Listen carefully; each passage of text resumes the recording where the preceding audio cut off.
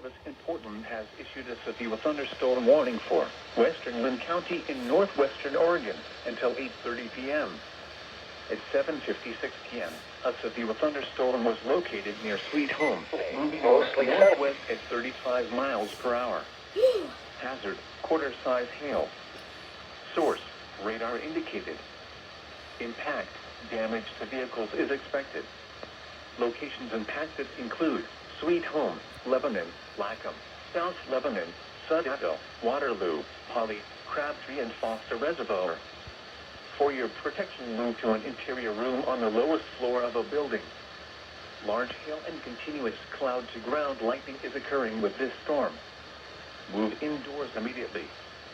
Lightning is one of nature's leading killers. Remember, if you can hear thunder, you are close enough to be struck by lightning.